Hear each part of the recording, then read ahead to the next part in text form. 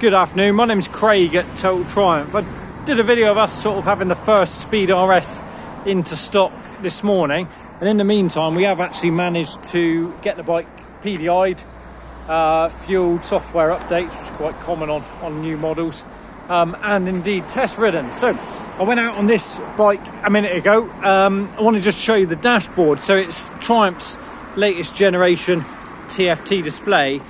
Now there's some nice updates to that. So from the basics, like your sort of startup sequence, the graphics are all sort of in keeping with the bike, shall we say, down to how it operates on the fly. A lot of the new bikes go in, either show the bike information like you can see in front of you, or the menus. They won't do both.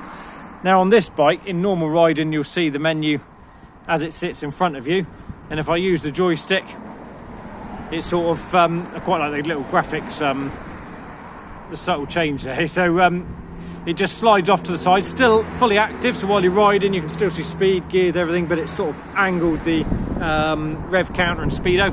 And then you can see on the right the menu will operate through the joystick, where we can change various settings, deal with sort of turning modes off, lap timers, fuel status, and indeed the navigation side of the bike. Now I haven't actually wired or paired my phone up on the bike yet, so I can't show you through that right now.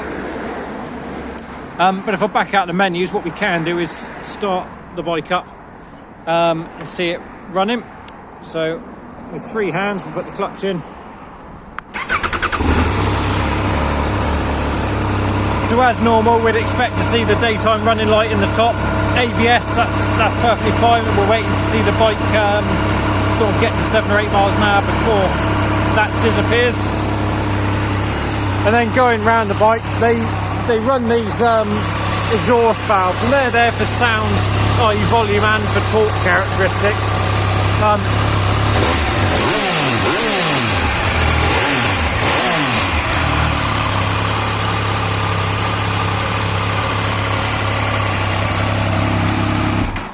Now I actually did a few miles on this bike earlier, and traffic was a bit of a problem at the minute.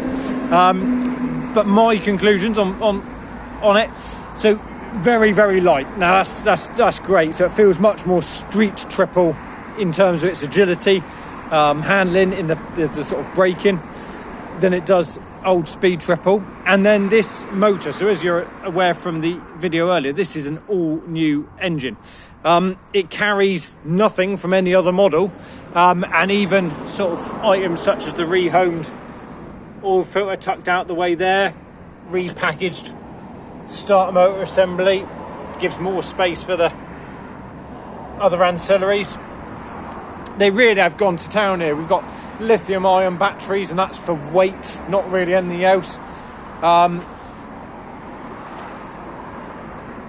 So you can see the stacked gearbox, which usually the engine would be a lot longer here and lead to a longer frame and a shorter swing arm. So this stacked gearbox makes it a much more compact unit.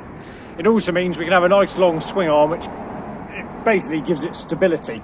Out on the road, no other speed triple would wheelie on the power in third gear. So very, very strong at sort of 7,000 RPM upwards.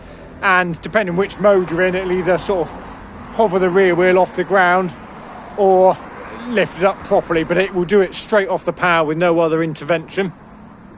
So we've got a massive increase in mid-range torque, and combined with the lack of weight on the bike as well.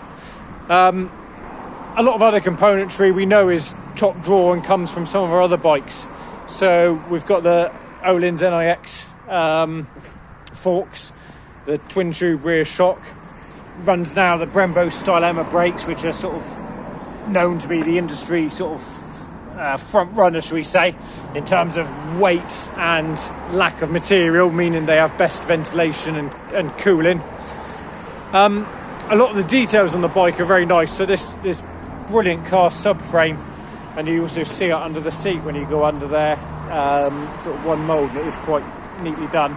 But also, I showed you earlier the rear number plate hanger, the tail light with this lovely sort of shape that lines up with other bits of bodywork on it. Hopefully tonight get a few more miles under my belt, maybe get 50-60 miles on this bike, so it sort of loosens up a bit, and I'm a bit happier then using the shift assist or quick shifter on it as well, and I'll have a bit of a play around with the modes once it's stretched its legs a bit. Look forward to speaking to you soon.